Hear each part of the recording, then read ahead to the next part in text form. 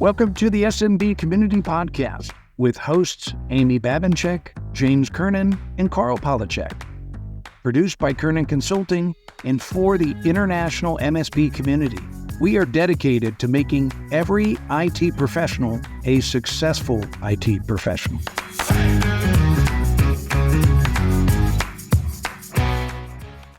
The SMB Community Podcast is brought to you by Kernan Consulting, your mergers and acquisitions experts. Since 2006, we've been through over 30 transactions, and just this past year, we've been involved in over 6. So if you're interested in either buying, selling, or valuation information, please reach out. I'd love to talk with you. There's a ton of activity going on, and you can be a part of it. Reach out for more information at kernanconsulting.com. Welcome back to another edition of the SMB Community Podcast with your hosts, Amy Babinchek and James Kernan. How you doing, James? Howdy, howdy. Hey, I'm doing well. Doing All right. well. Did you get that howdy? That was my Western howdy from my Halloween costume I wore last week. Oh, yeah? The old cowboy hat. So I did post a picture on Facebook and LinkedIn. Oh, I missed it.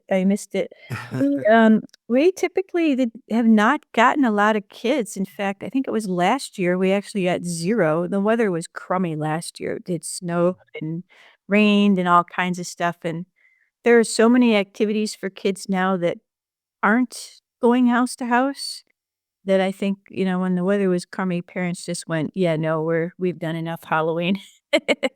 Yeah. But this year, I don't know if it was different for you. This year, the weather was perfect. It was like in the 60s after dark, and it was dry. It had been sunny all day. We've just been having an amazing streak of sunny, dry weather pretty much all fall.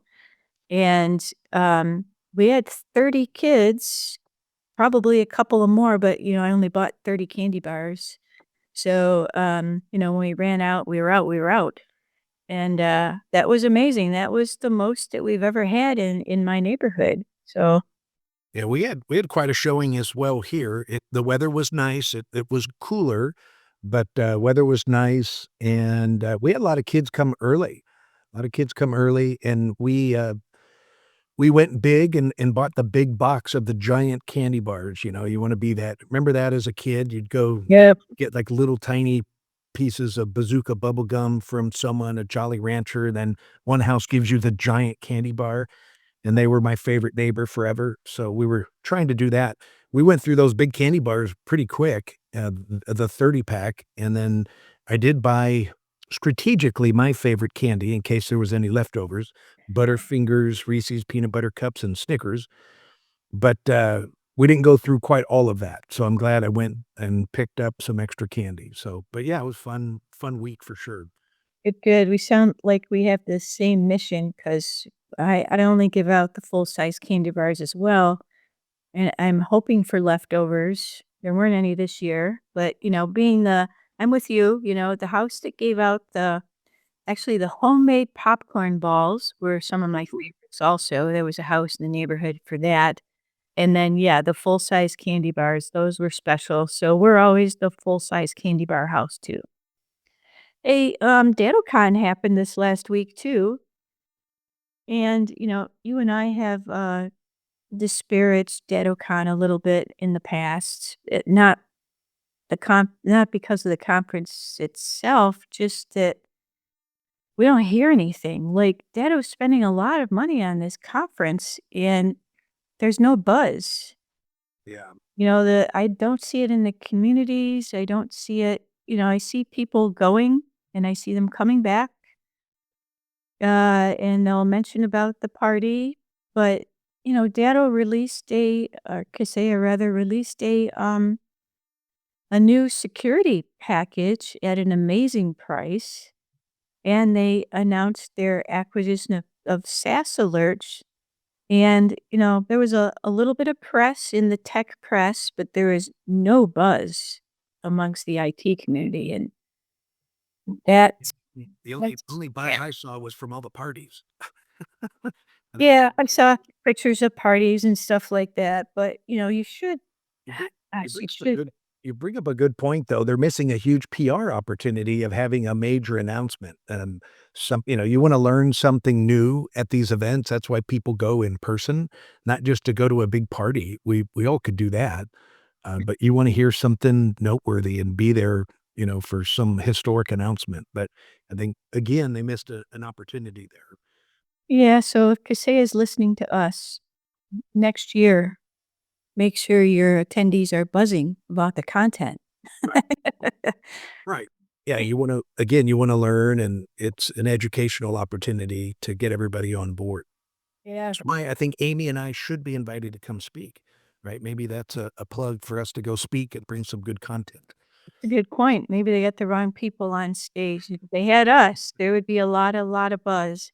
And word to IT Nation, same goes for them. Their conference is coming up next week. So Yeah, we're going to be looking for the buzz that comes out of that one.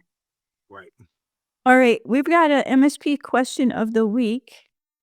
And this is a leadership type question on how do I hold my team accountable?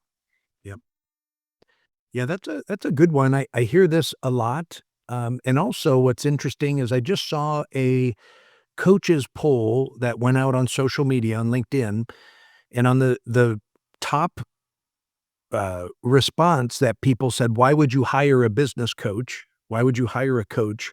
What do you need help with?" And, they had all sorts of great answers.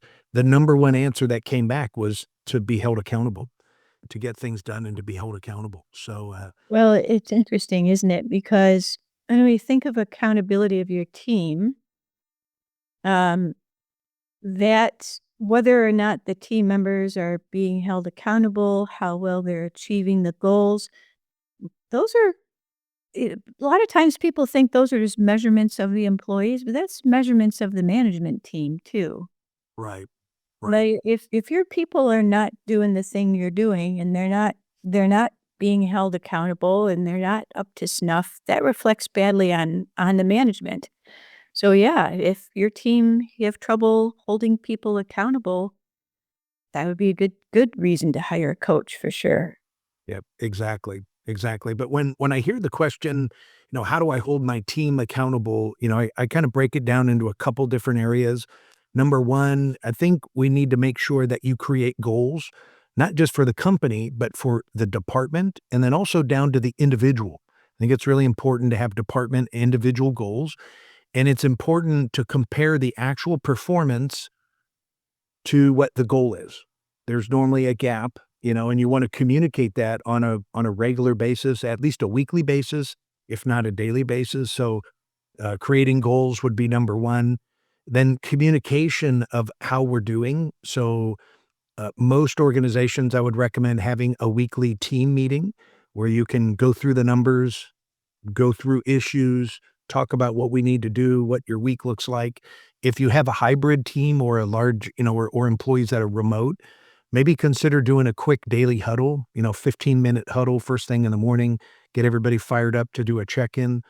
But I think that's important just from an engagement standpoint, so they know that leadership is cares and that we're all communicating.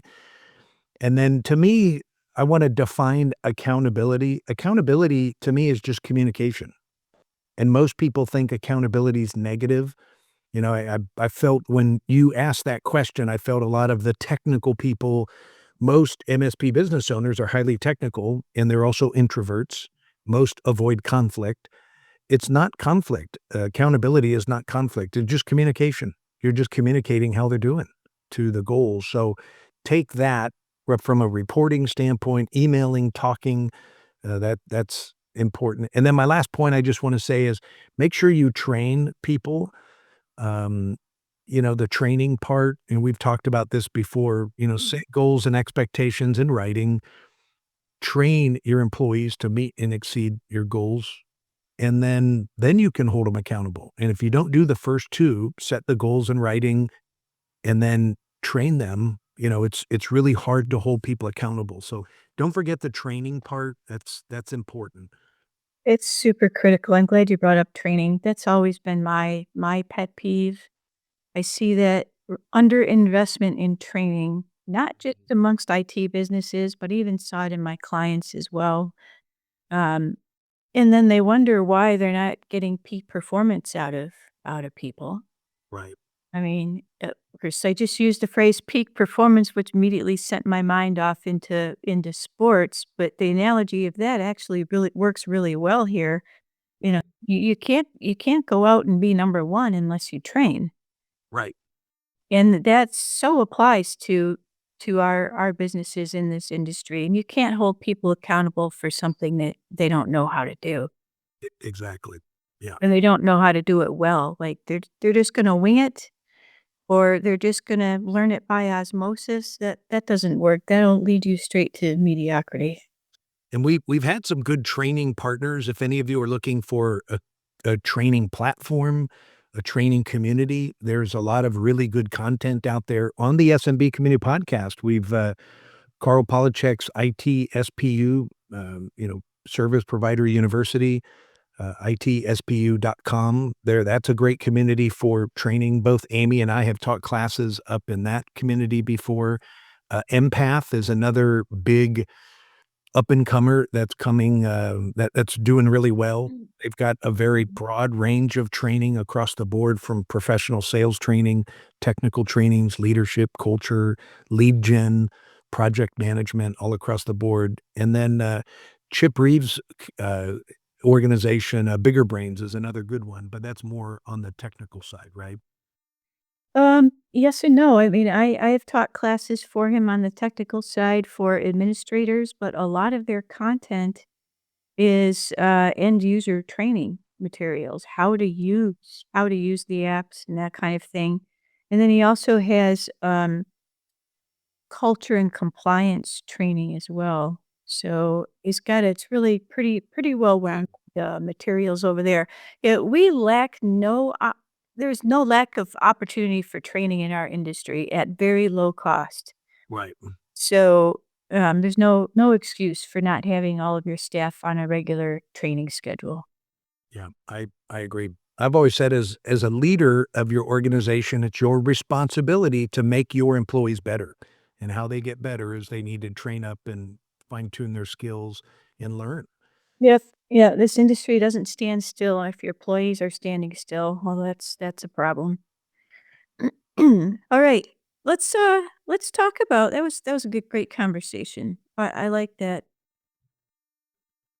I like that broad look at accountability because it affects everything in the business. Um, let's talk about the news a little. There was a few things in the news. One of them is very interesting. So James brought me an article that was on the consequences of getting hacked. And it was talking about 23andMe and how their stock has sunk, and I think the founder is going to take it private. That's what she signaled her intention is. And but I questioned whether or not that's actually a consequence of getting hacked. I mean, so they did get hacked, and privacy information, not DNA information, but everybody's, you know, if I look at my snail mail pile, which I do every couple of weeks, I got a big basket. I have a slot in a big basket, and it all falls into the basket. And then when the basket gets full, I take a look at it. There is always privacy notices in there of somebody got hacked and they have to file their privacy notification. And oh, here's another year of free credit monitoring. Right. Um, I don't know that that's actually hurting anybody's valuation.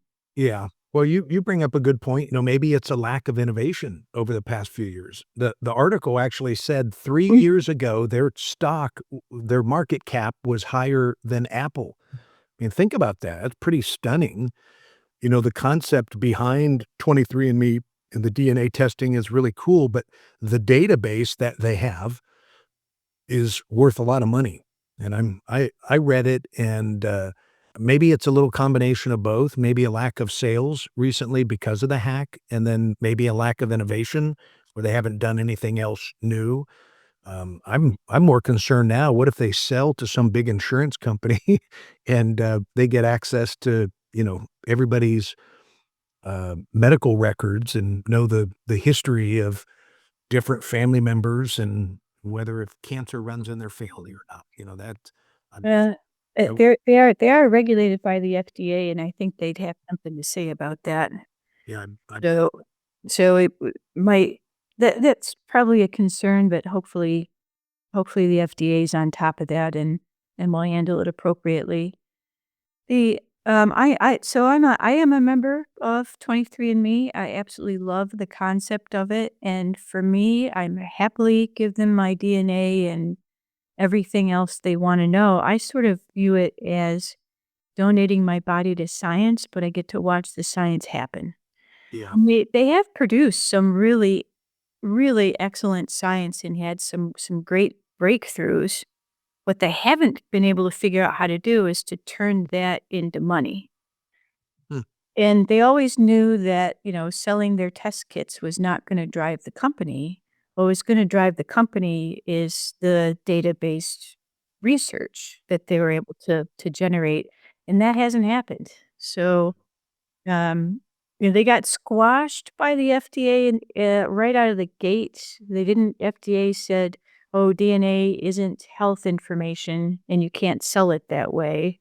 mhm, We now know that that's not true because everybody's selling it that way, and the medical industry is all about DNA information now. Um, but I wonder too how much that hurt them. So I'm hopeful they figure it out. We'll see. yeah, yeah. Yeah, it's good company. I did it as well. I loved the results and shared all my information with my extended family, and, we kinda used it to help, us, build out the online family tree information to learn more about our heritage. So, fun fun gift to give, thinking of holiday gifts for people. I think I got mine as a gift a couple years ago for Christmas. Yeah, I still wouldn't be afraid to do it. I would still recommend to people that they do it because the science that it's generating is good stuff. Whether the company can figure out how to make money from it remains to be seen. Yeah. But hey, there's another big issue out there that's been in the news a lot, and I think we touched on it briefly, but it's worth diving into more in depth, and that is AI is sucking up all the energy in the power grid. Yeah. A and more so, right? They're, like, running out of energy. And here's a funny thing. You've been up to Mackinac Island, right? Yep. Yep. So, there's a brewery on Mackinac Island, as there is, like, on every street corner in Michigan, pretty much. Yeah, only so we went there over the summer, and we're talking to them, and they said, "Well, they don't actually brew on island because there isn't enough electricity to run the brewing equipment because it's all they're not fire brewed, they're electric, you know, Right. vats, right? And so there's not enough electricity to power it, so they brew it on the mainland, and then they, ship their product over to the island where they've got their retail outlet.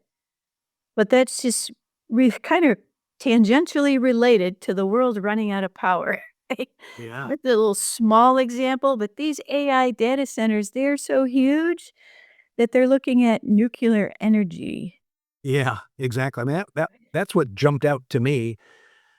The irony of everybody worried about, is there enough electricity to power all the cars that are going on the road, right? With the big, EV vehicle push.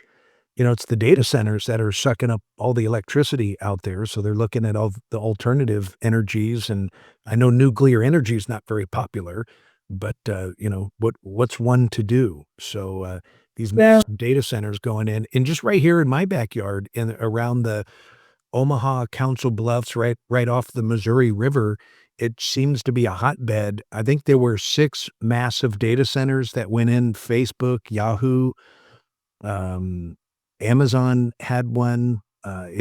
They bought up all this farmland right here in Nebraska, and now these huge data centers went in and drove the property values up for that farmland. from almost nothing to, $15,000 an acre, which was unheard of years ago. Wow. Interesting to see Yeah, what's happening. I'm optimistic that they're gonna find a more creative way to solve the problem. So, I'm actually not opposed to nuclear because there's been a lot of improvements in it in the last 50 years. Yeah. Yeah, Bill Gates is at the forefront of that. He has funded a lot of nuclear energy research over the years, and he has small reactors, and I think they're putting their first one online in Texas pretty soon. Hmm. And his company, I think his company is in New Mexico. Um, but anyway, yeah, they're small, and they use the spent fuel from the old reactors. 'Cause there's a lot of inefficiency in those original reactors, and the new ones use the spent fuel, they don't generate the heat, so they don't have the explosion risk, they're just an order of magnitude better, That's a but good that's a good point. I was always a fan of nuclear energy. It just seemed like it got too dangerous, and we had some accidents, and everybody pulled them offline, but, it, has so much potential, and technology has advanced so much from, yeah, you know it is, and I'm really optimistic that they will find more efficient ways to crunch through the AI stuff, right? So, like, the cryptocurrency, it was sucking up all the power in the data centers and everything. Mhm. You don't hear about it anymore, and that's because they found ways to do the math necessary without all the data center and all the energy that goes into it. So they were able to figure it out. I'm pretty confident AI is gonna be able to figure it out. We won't have to put a nuclear reactor on every block in order to power it. You're totally right about the cars versus the data centers. One data center probably sucks up as much energy as an entire state full of cars if everybody was driving one, which they're not. Exactly, exactly. That all this is all coming together at the same time. It is, yeah. And, it's not like our infrastructure is very healthy to begin with. We haven't really invested in the infrastructure in our own country in a long, long time. Yeah. Well, I think regardless of whatever administration goes in after these elections, I would hope and pray that that would be a top priority. It sure sounds like it is, to Yeah. invest back in our infrastructure because we need it. Yeah, I think we've kicked that Improves. can as far down the road as it can go. Gonna have to pick it up and do something with it now. Won't be cheap, but it's absolutely needed if we wanna keep growing. And I am here with an example of success. Everybody loves hearing about successful business owners. And I'm going to interview today Dan Amaro out of the Ohio area. Dan is the owner or lead team member of the Dan Amaro Group at Emerge Real Estate in Ohio. So, hey, Dan, welcome to the program. Thanks, James. I appreciate you having me here, and that was an awesome introduction. Thank you so much. Bet, you bet. Well, good to connect with you. I've been admiring you from a distance and watching you kind of grow up in the real estate market and eager to have you kind of share your successes. But before I do that, you've only been in the real estate market, what, 2 years, 2.5 years? Under 3 years, yeah. Under 3 years. Okay, so under 3 years, and I've seen you're a machine. You are winning all sorts of awards. You're buying and selling properties yourself, so you're drinking your own Kool-Aid. Let's talk about that. So, from a production standpoint, to kind of put things in perspective, how many homes and what's the value of the homes over that time frame that you've produced? So, I have sold a little over 200 units since, January 31st, 2022. That's when I got licensed, and, I've it's around 30 million out here in the Mansfield area, which is the midpoint between Cleveland and Columbus. Uh there's a lot of room for opportunity, so what I mean by that is the price of housing is affordable compared to the rest of the country, and Right. average home this year in Richland County, for example, was around $185,000.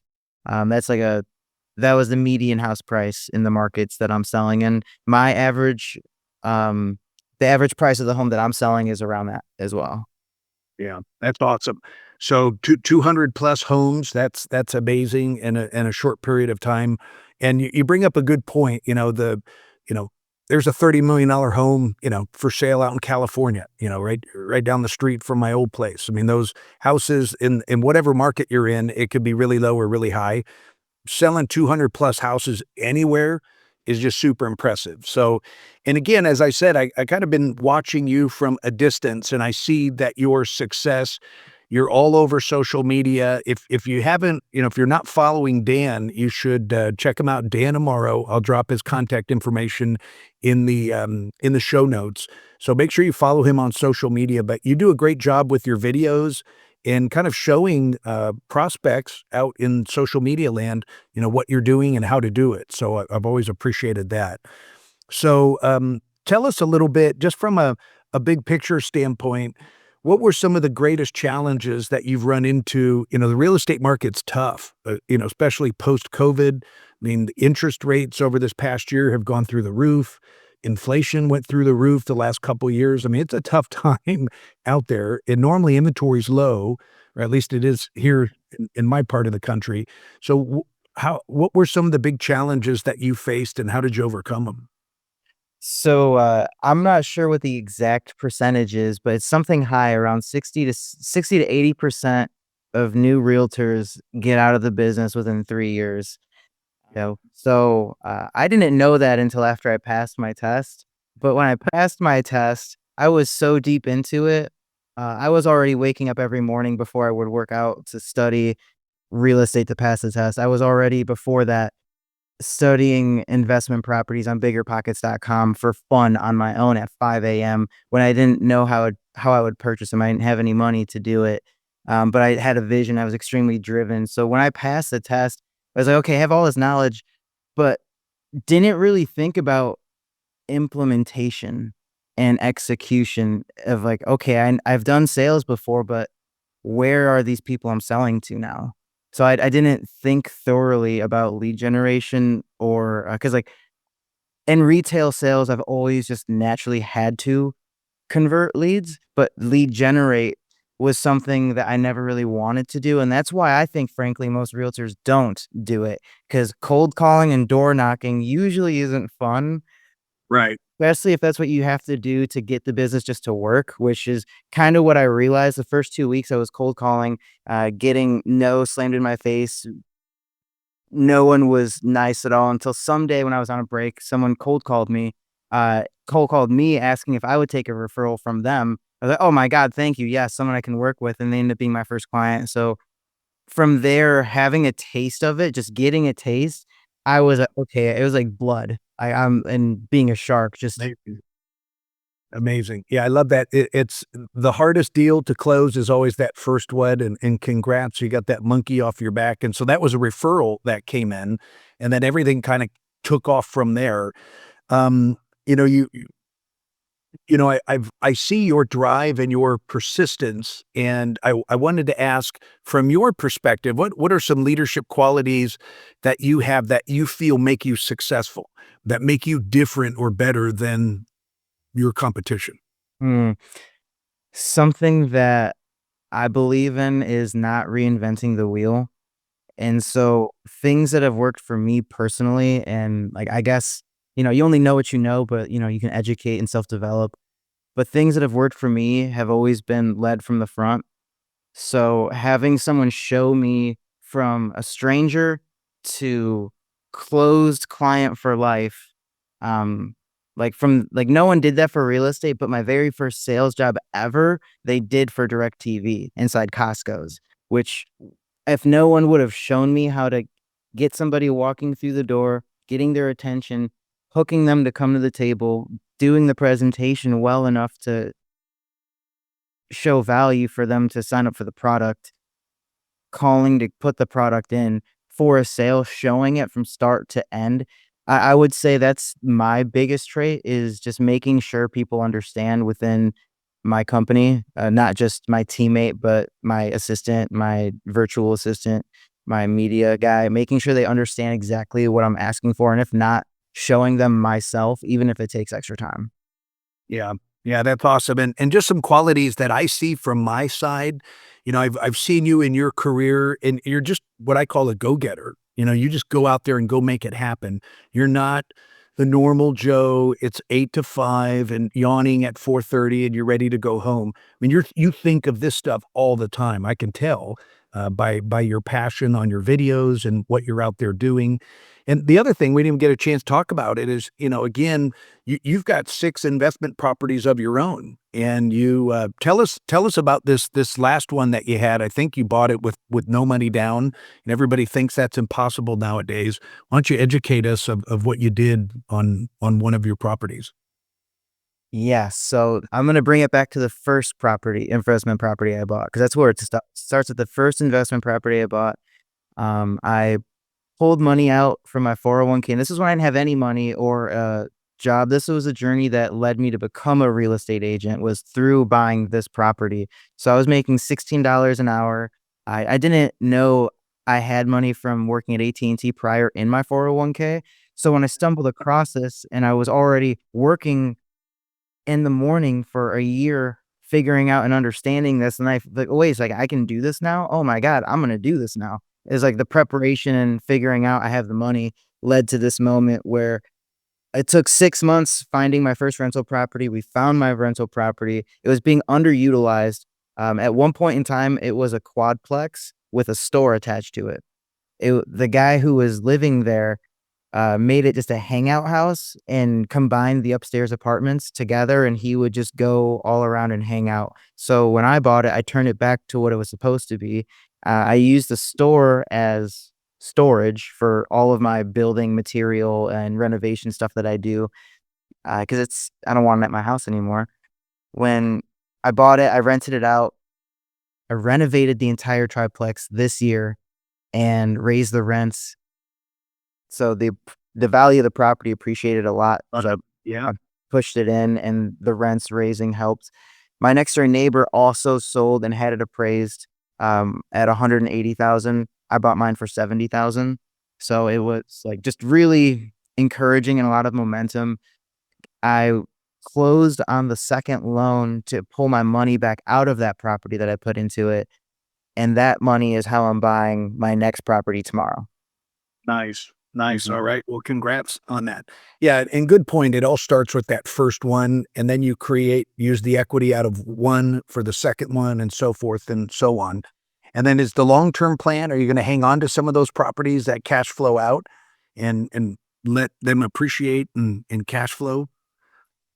Yes. So the long-term plan is to keep buying properties that make sense, keep pulling it out. I have 2 properties.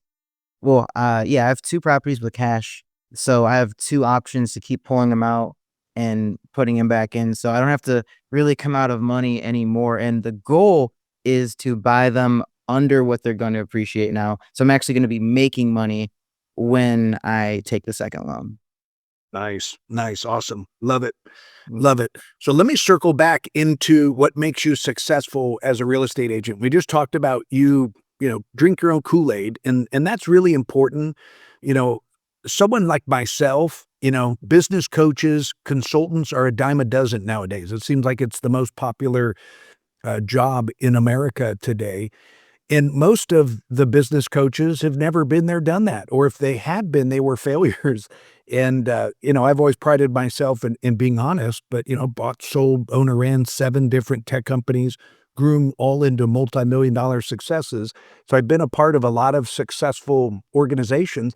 In that experience, just like Dan just talked about his experience buying and flipping properties, translates into knowledge that he can teach you how to do the same thing.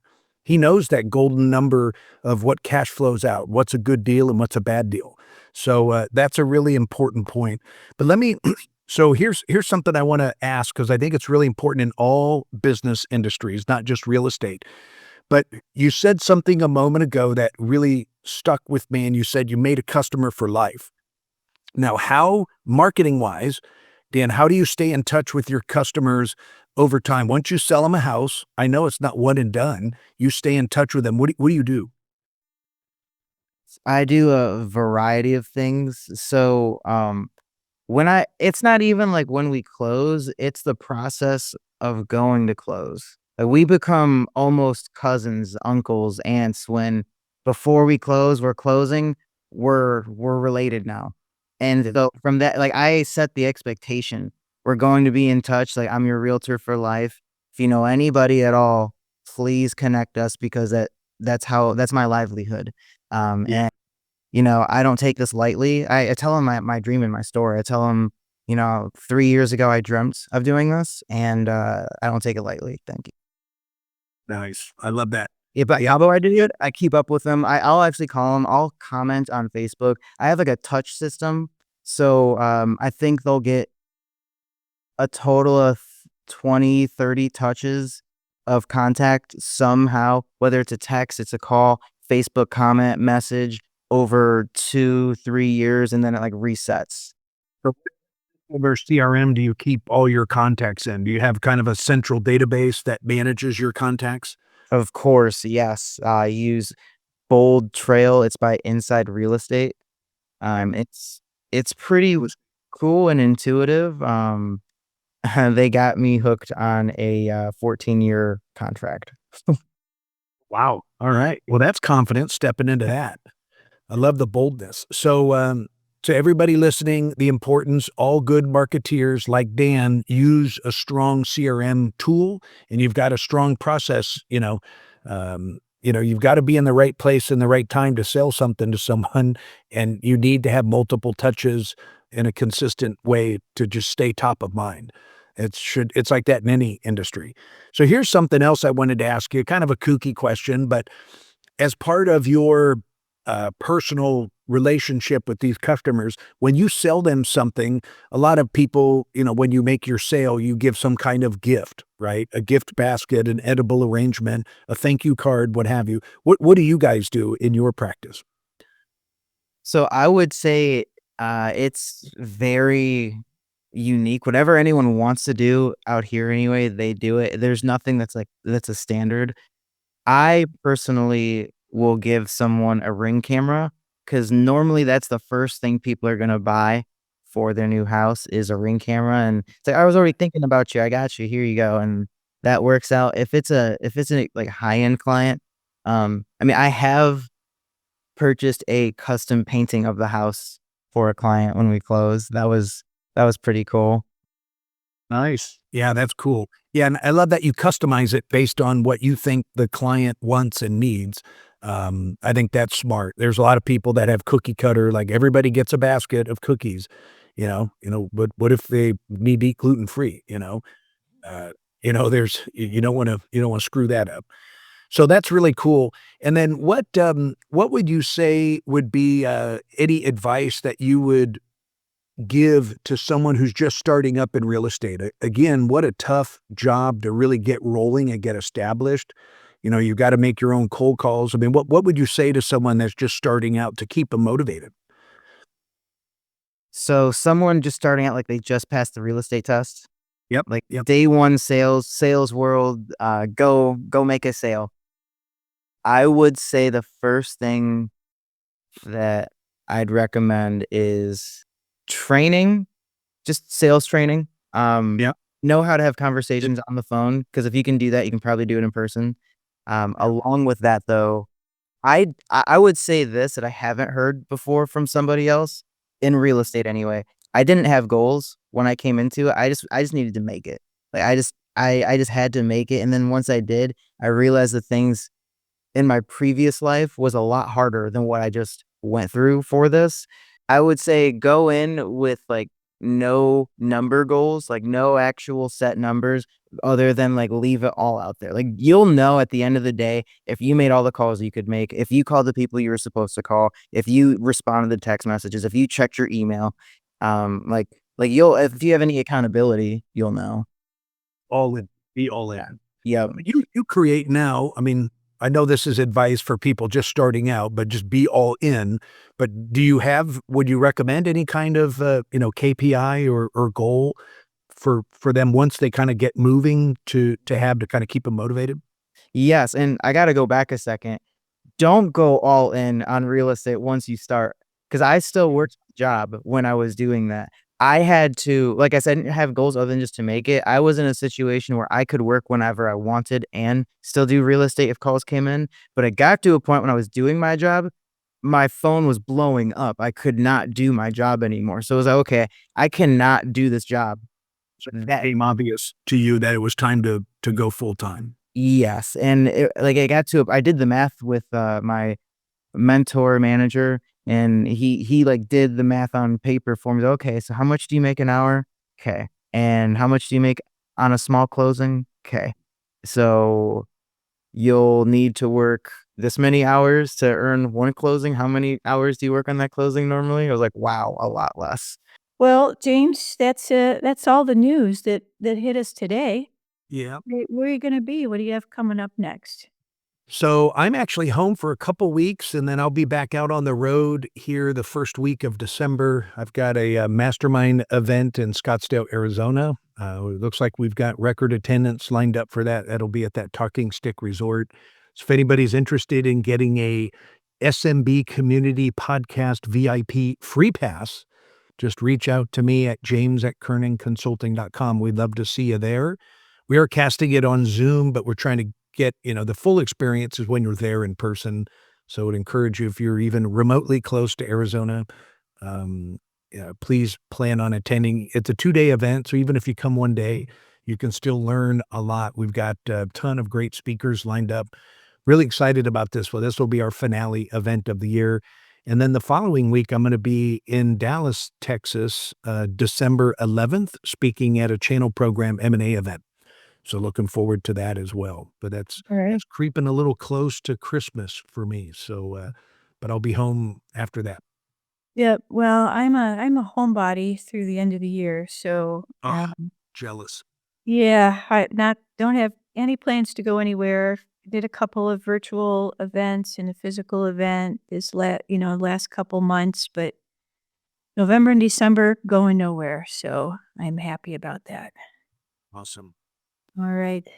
Hey, well, thank you, James, for the session today. I think we had a great podcast, and we will see you all next week. All right, you got it. Take care, everybody.